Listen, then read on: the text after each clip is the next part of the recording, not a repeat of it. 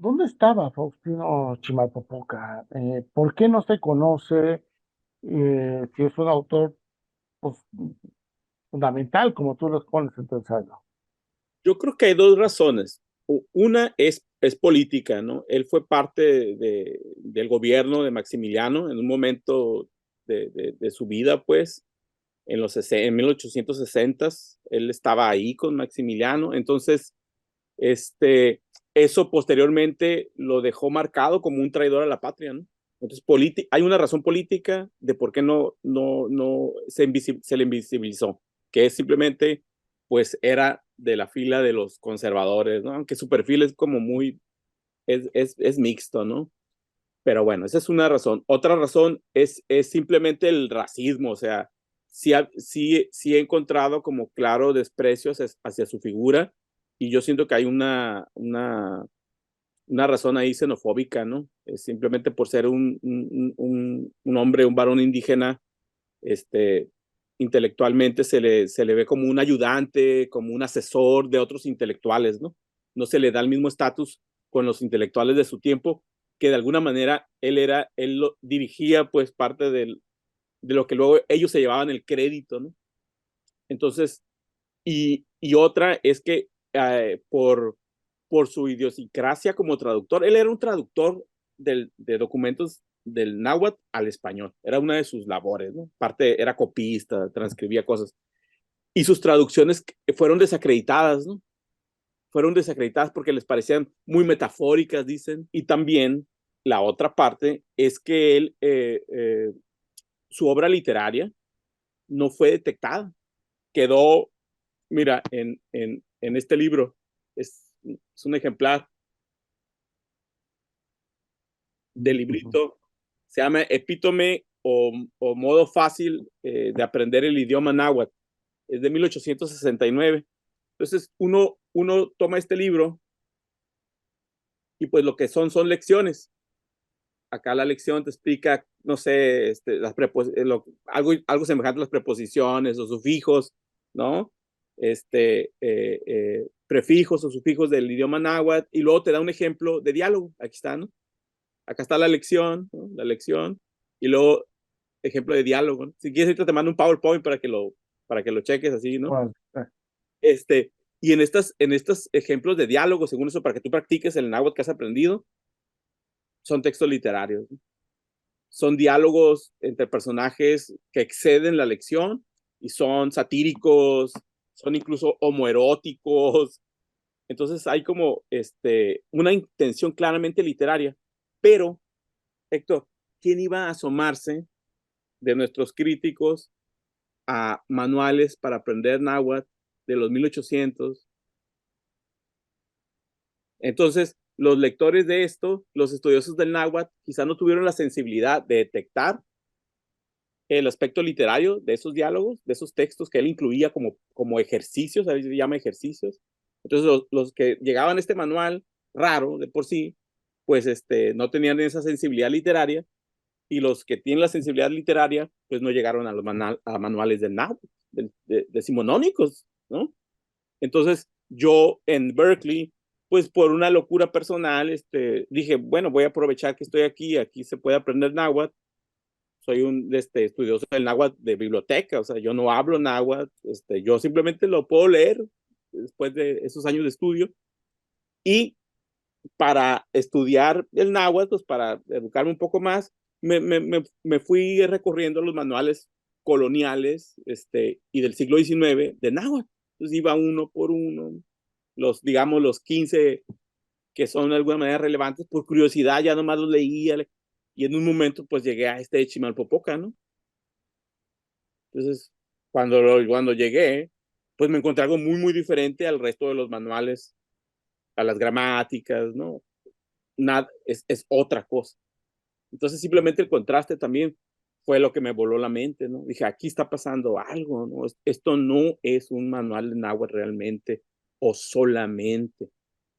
Entonces, me di, son poemas, ¿no? Son textos literarios. Yo los clasifico como poemas porque pues no tienen una trama, ¿no? No son un relato, no son una crónica, Entonces son un artefacto verbal, o sea, y se nota que él está configurando el texto de una manera literaria, o sea, él quiere que haya imágenes, que haya algo que no es literal, está trabajando en más de un nivel de sentido. Entonces, para decirlo rápido, la otra razón de que no sepamos de Chimalpopoca, aparte de todas las razones políticas e intelectuales, es que él hizo su literatura en un libro, básicamente en este libro extraño, inusual, raro, inencontrable hoy actualmente, y, y esa literatura la disimuló como ejemplos de diálogos para practicar el náhuatl. Lo sorprendente es que también yo creo que él no hubiera encontrado forma de publicar estos textos que él hacía como un libro, o sea, hubiera sido demasiado contrastante a lo que ocurría en su tiempo. Si uno revisa la poesía de su tiempo y estos textos, hay un abismo. Entonces yo creo que también él dijo, esto que yo hago, pues lo pongo aquí, porque es el lugar más apto y más, es el posible. O sea, porque está el tachado también políticamente, ¿no? Entonces, él muere en el 1877. Este libro es de 1869, 8 años antes de su muerte. Es un hombre de 70 y tantos años, 72 años, 75, perdón, cuando él muere, ¿no? Entonces es también un libro al final de su vida.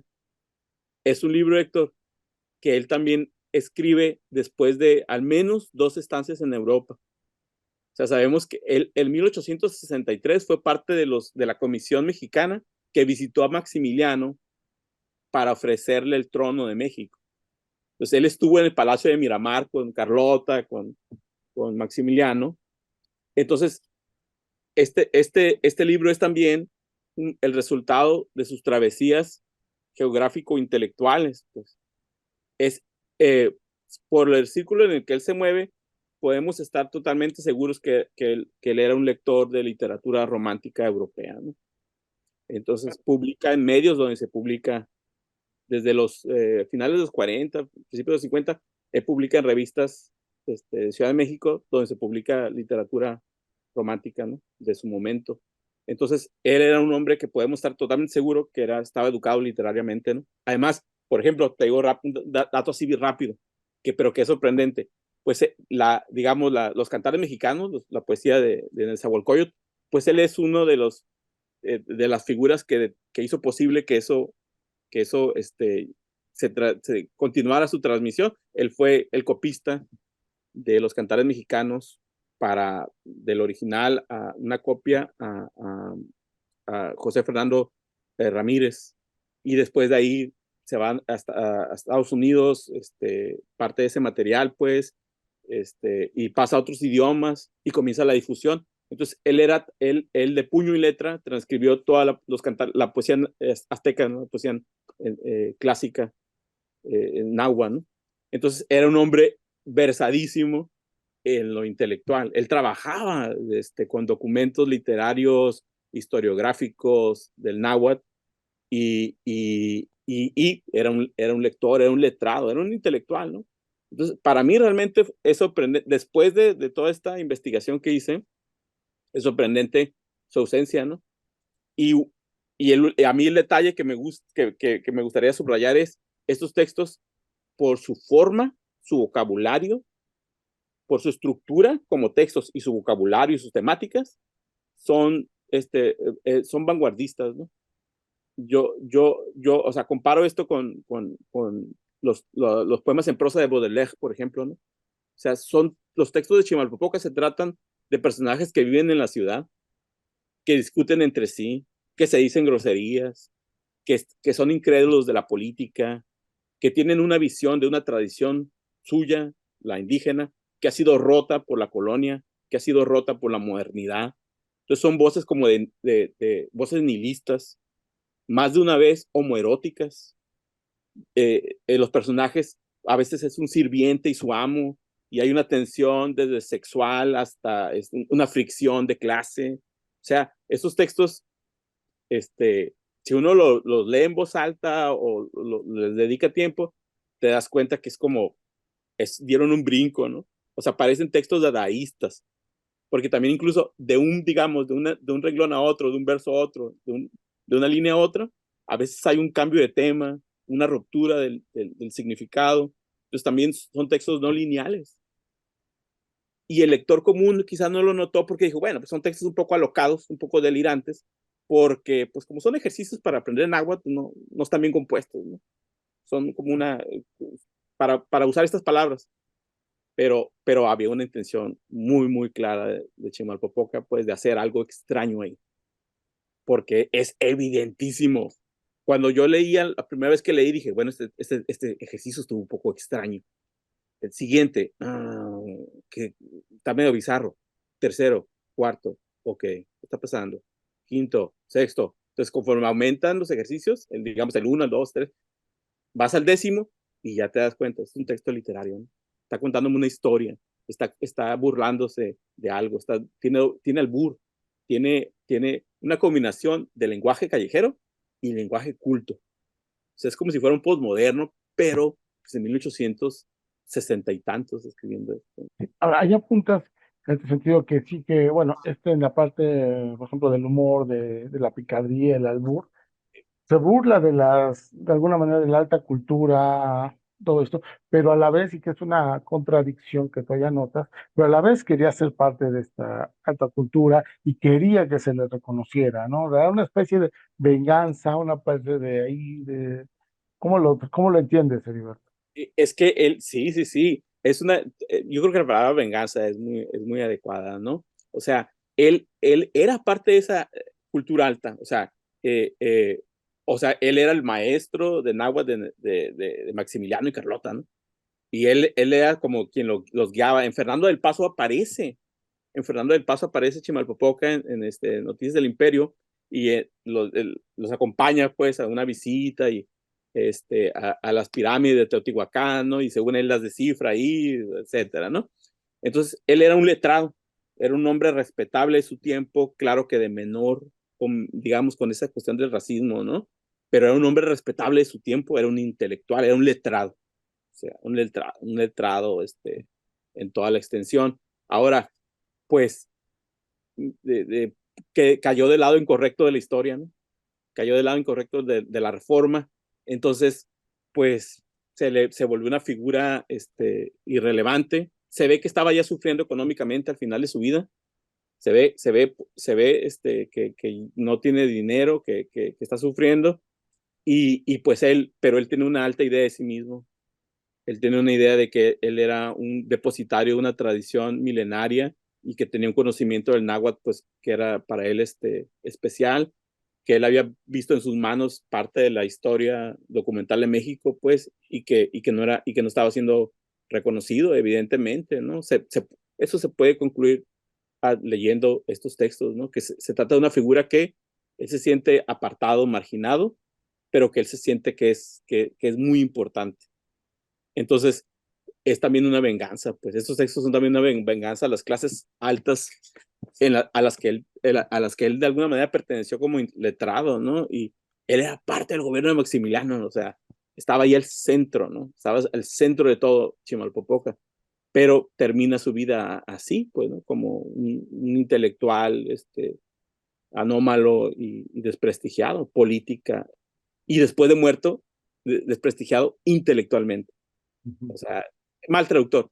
León Portilla, o sea, León Portilla y esto es porque Ángel María Garibay, el maestro de León Portilla, pues lo despreciaba abiertamente en sus libros sobre literatura náhuatl. Garibay simplemente dice, esto es un desastre, estas traducciones de Chimalpopoca son un desastre. Y entonces León Portilla heredó esa definición de Chimalpopoca, ¿no? Y yo lo seguí, rastré todo eso hasta Christopher, ¿no? Nuestro amigo Christopher Domínguez, también lo llega a mencionar y lo menciona, ya no recuerdo si equivocamos en su nombre, creo que sí, y también dice, es un oportunista, ¿no? Es un intelectual oportunista. Entonces, él llegó a nuestra historia intelectual como traductor, Héctor. O sea, él para Chimalpopoca, aquel traductor, el mal traductor, que era un indígena mal traductor. políticamente, el traidor a la patria. Y nunca llegó, o sea, no se dieron cuenta de que estaba escribiendo literatura. Entonces, digamos, esa es como mi modesta y molesta contribución. Es decir, era un escritor literario. Ahora, como escritor literario, es para mí es un vanguardista, equivalente a Lautréamont, a Baudelaire, ¿no? A Simón Rodríguez en Venezuela, que también Simón Rodríguez está haciendo a través de la didáctica, también de libros aparentemente didácticos, está haciendo poesía vanguardista este venezolano, ¿no? En los 1820 y tantos, mucho antes de Mallarmé, evidentemente. Entonces hay una vanguardia, ¿no? En el siglo XIX, gente que rompe con la forma literaria de manera abrumadora. Y yo creo que Chimalpopoca, en ese contexto internacional, es donde él es legible. Yo creo que van a empezar a surgir más investigaciones en Ciudad de México, sobre todo, me imagino, y en el extranjero, donde nos van a terminar de dar todo el material, ¿no? Con quién se relacionaba, dónde más ha publicado que no nos hemos dado cuenta. O sea que antes de mi investigación han ocurrido ya otras breves, ¿no? De algunas páginas, una tesis, al mismo tiempo que yo estaba haciendo mi tesis en Berkeley, del cual esto era un capítulo, había alguien en Alemania, creo, que estaba haciendo una tesis sobre aspectos, sobre varios intelectuales, uno de ellos también Chimalpopoca. Entonces, pero todos ellos lo ven como una figura jurídica, un político, un defensor de causas indígenas, o sea, no lo ven como un escritor literario. Digamos, esa fue es hasta ahora mi aportación, ¿no? Que es, a mí lo que me interesa es la literatura, ¿no? Entonces, lo demás fue como para entenderlo. Aunque tú sabes bien que toda la literatura es política, ¿qué tipo de pensamiento veía político tenía o lees, detectas en Chimalpopoca? Wow, es un monárquico moderno, o sea, para él, Maximiliano es un tlatoani, le llama tlatoani, entonces, gran tlatoani, ¿no? Hueyto tlatoani, ¿no? Entonces, para él, o sea, él deseaba la restauración de la monarquía, de, de, él estaba de acuerdo, pues, con el imperio, y no se ve que crea mucho en la democracia, o sea, más bien no le da mucho crédito a la democracia. Tiene pues algunas posiciones liberales y algunas posiciones conservadoras. O sea, es una figura mixta, como muchos en ese círculo, como el propio Maximiliano, ¿no? Maximiliano era liberal, ¿no? Instaurado por los conservadores, o sea, en colaboración con los conservadores mexicanos, pero él era un liberal en muchos sentidos, en otros no. Entonces, políticamente, Chimalpopoca es una mezcla, pero sí más hacia el lado conservador, ¿eh? Sí, y es católico, o aparenta ser un fervoroso católico, no habría, pero también, y es un defensor de lo indígena. Entonces, está todo el tiempo haciendo una crítica a la sociedad mestiza, a la, a la, ¿cómo se llama? A la exclusión de lo indígena, a la reivindicación del idioma náhuatl, que a él le parece superior, le parece tan importante como el griego, y estoy de acuerdo con él, ¿no? Y algo difícil de decir, yo no lo quise ni decir en el libro, te lo confieso, detestaba a Benito Juárez, porque digamos, Benito Juárez y la Reforma también hicieron posible la expansión del capitalismo en México, ¿no? La propiedad privada por encima de la propiedad comunal, ¿no? No podemos satanizar a Benito Juárez al respecto, ¿no? Pero sí fue parte de un proceso en el que la propiedad colectiva de la tierra, la propiedad comunal de pueblos, comunidades indígenas, pues se vio problematizada, ¿no? Entonces, Chimalpopoca no veía con buenos ojos esos cambios. Él quería arreglos jurídicos a tierras comunales indígenas semejantes a los de la colonia, ¿no? Entonces, Benito Juárez para él también era como una figura bastante problemática. Era Fue el una primer presidente de origen indígena, ¿no? Mira, yo no lo quise decir en el libro porque es un mal momento para tener esa discusión, pero pues en algún momento voy a escribir más al respecto, ¿no? Pero pero políticamente su pensamiento es, podría ser tachado de reaccionario, ¿no?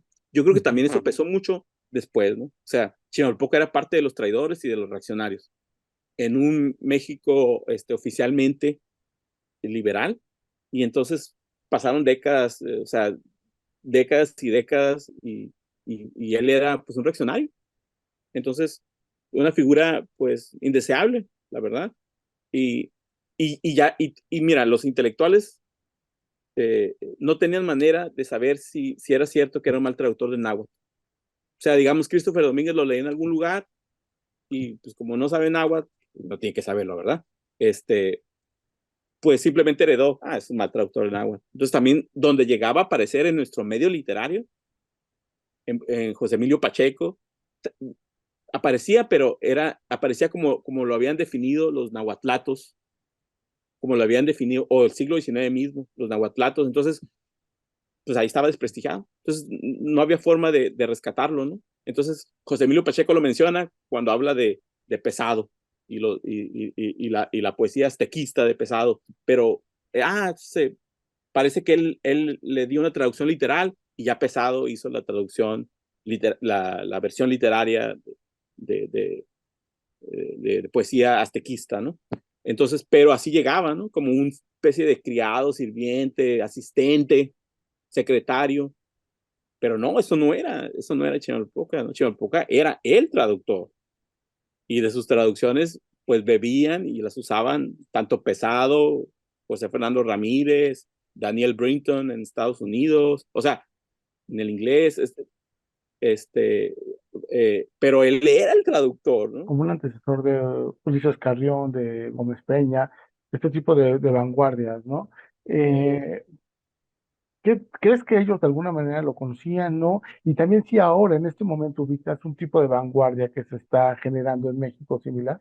No creo que lo hayan conocido, o sea, no creo. Nunca se puede descartar algo, ¿no? Pero no creo, pero es pues es un directo precursor, ¿no? Está mezclando idiomas, está componiendo experimental, está haciendo una literatura experimental, una literatura inusual, que no se parece a otras, que mezcla géneros, o sea, mezcla géneros incluso prehispánicos, los huehuetlatloli, que son como los discursos de cómo debes de comportarte, que los ancianos dan a los niños jóvenes, daban a los aztecas en general, pues de cómo deben de comportarse, él los parodia, ¿no?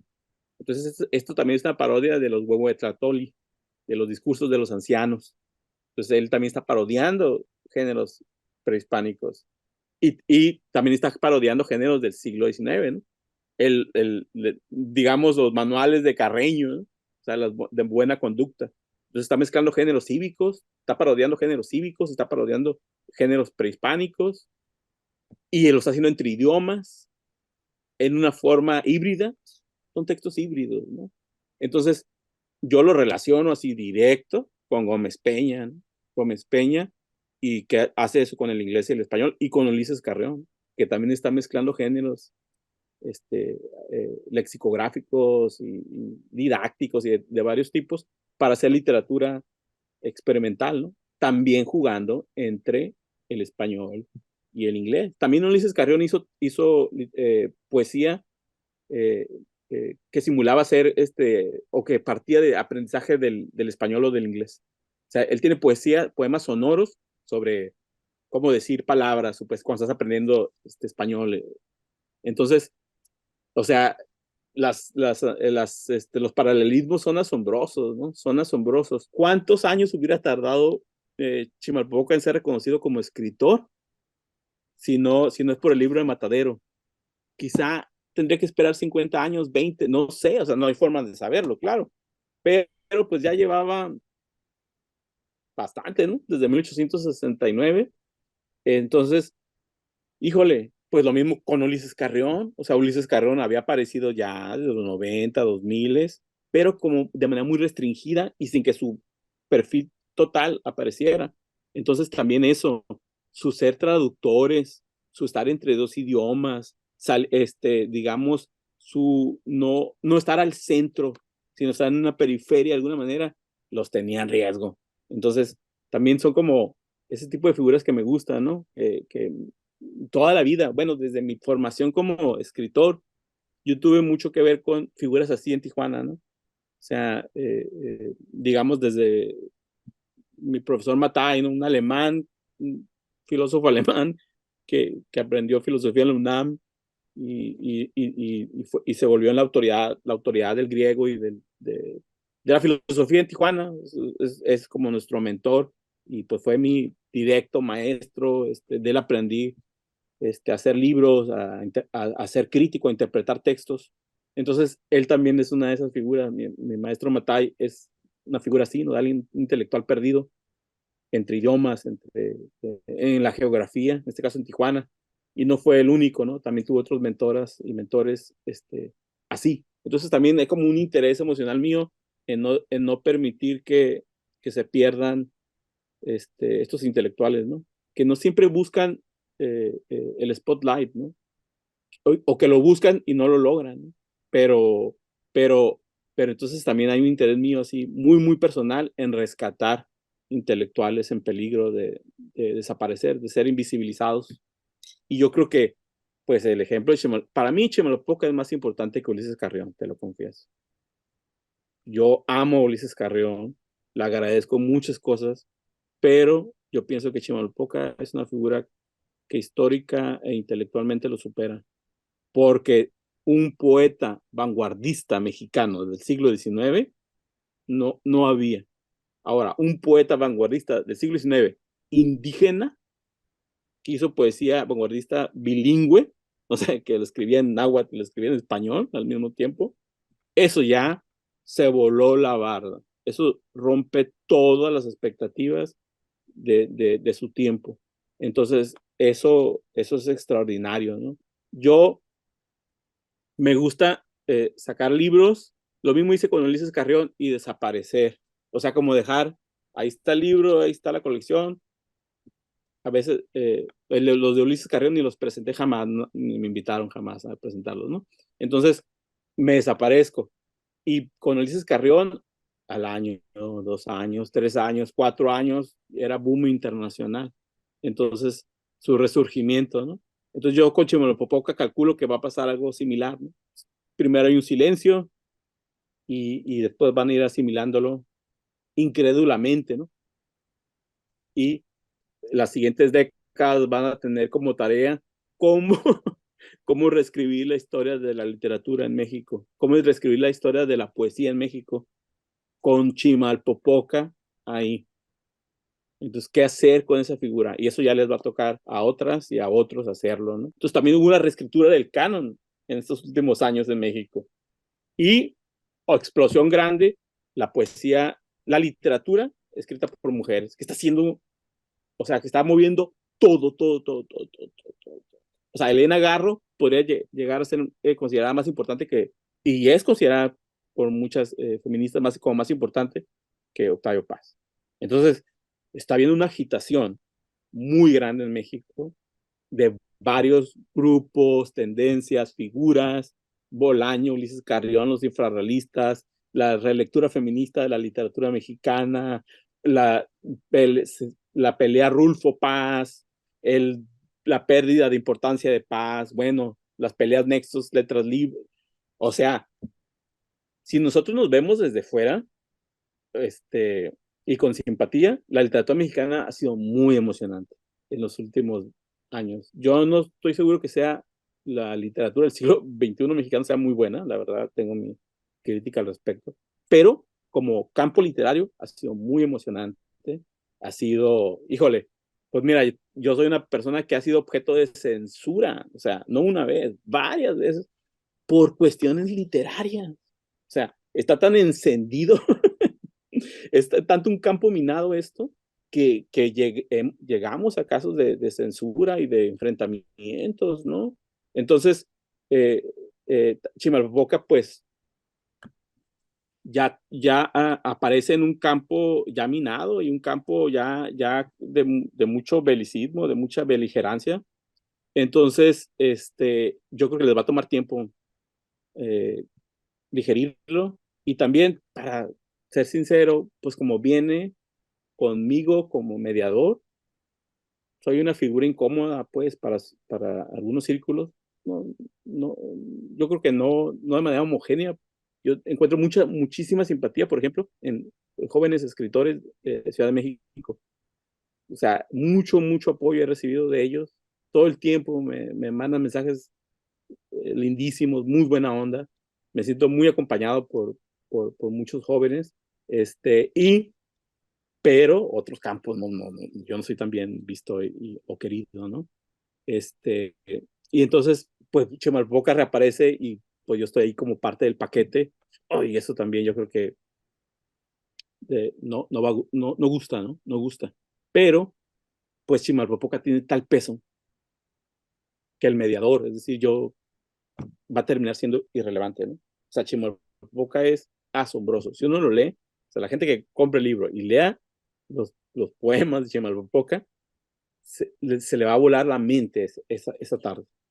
Y yo creo que la relectura va a dar para mucho. Estoy seguro que eh, eh, eh, estudiosas norteamericanas, sobre todo, que por ejemplo me han contactado varias, así para saber algunos detalles más, etcétera, de aquí van a salir varias tesis más, pero ya como Chimalpopoca, ya como escritor, ya como una figura que también era un político, también tenía un aspecto jurídico, tenía un aspecto activista, si queremos así verlo, un aspecto como traductor, pero ya también tiene que estar la cuestión de la literatura al centro de él, y eso va a venir estos años, ¿no? Estos años yo creo que poco a poco Chimalpopoca va a ser revaluado, ¿no? Y va a reaparecer como escritor y va a haber seguramente polémica y no va a faltar alguien que diga que estoy equivocado.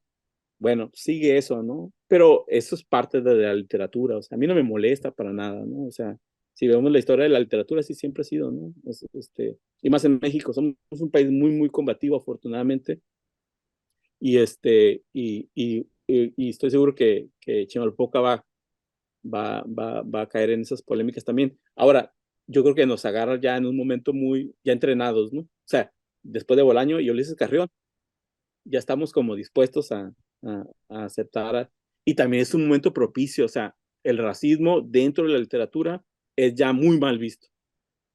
Antes era simplemente sobreentendido y aceptado. O sea, se podía ser misógino y se podía ser racista abiertamente en la literatura mexicana, en los años 80 todavía, en los años 90 podía ser abiertamente así, mala onda, ¿no?